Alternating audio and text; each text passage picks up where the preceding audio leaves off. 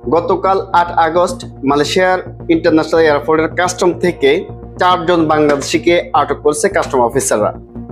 তাদের কাছ থেকে 1,87,000 রিঙ্গিতের মালামাল জব্দ করেছে, যেখানে দেখা যাচ্ছে 12টি হ্যান্ডফোন এবং স্বর্ণ অলংকার সহকারে প্রায় 1,87,000 রিঙ্গিতের মালামাল পাচার হচ্ছে এবং ওইখান থেকে তাদেরকে আটক করেছে।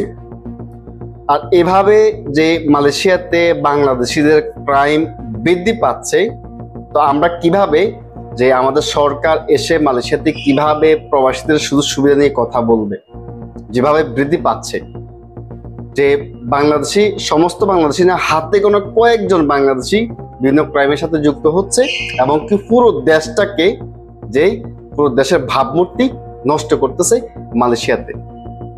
আমরা নর্মালি যে সমস্ত প্রবাসী ভাইরা আপনারা দেশে যাচ্ছি, আমরা বছরে একবার 100 গ্রাম স্বর্ণ নিতে পারবো।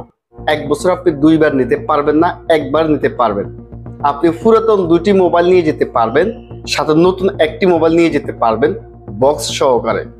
যাদের হাতে একটি মোবাইল ব্যবহৃত রয়েছে, আপনি আরো 2টি মোবাইল নতুন নিয়ে যেতে পারবেন। শর্ত হচ্ছে একটি আনবক্স করে ব্যবহার করে মালয়েশিয়াতে, তার মানে 2টি ব্যবহৃত দেখিয়ে আরেকটি নতুন নিয়ে যেতে পারবেন।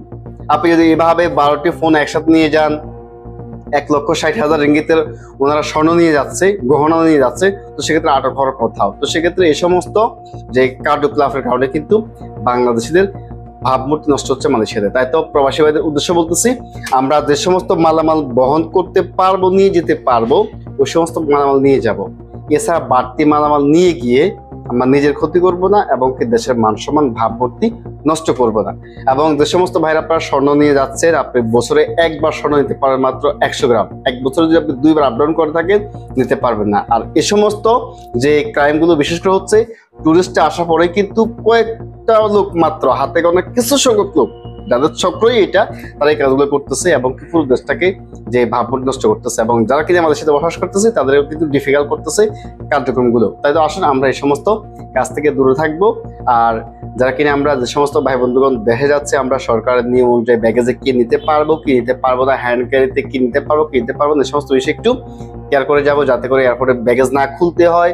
যেমন কি পাওয়ার ব্যাগ আমরা বুকিং ব্যাগে দিতে পারবো না, হ্যান্ড ক্যারিতে লিকুইড নিতে পারবো না, স্প্রে নিতে পারবো না, এই সমস্ত বিষয় একটু জেনে শুনেই আমরা রেডি করে এয়ারপোর্ট যাবো, যাতে করে আমরা কোথাও হরেনের মধ্যে না পড়তে হয়। আর এই সমস্ত বিষয়ে আরো তথ্যের জন্য আপনারা আমাদের আইডিতে পেজে হোয়াটসঅ্যাপ নাম্বার আছে, হোয়াটসঅ্যাপ করতে পারেন এবং ছেলের সর্বোচ্চ কম দামে টিকিটের জন্য যোগাযোগ করতে পারেন। আমরা সর্বোচ্চ কম দামে টিকিট দিয়ে আপনাদেরকে সহায়তা করবো, তাহলে আপনারা ঘরে বসে টিকিট কাটতে পারেন আমাদের মাধ্যমে। ধন্যবাদ। আসসালামু আলাইকুম ওয়া রাহমাতুল্লাহ।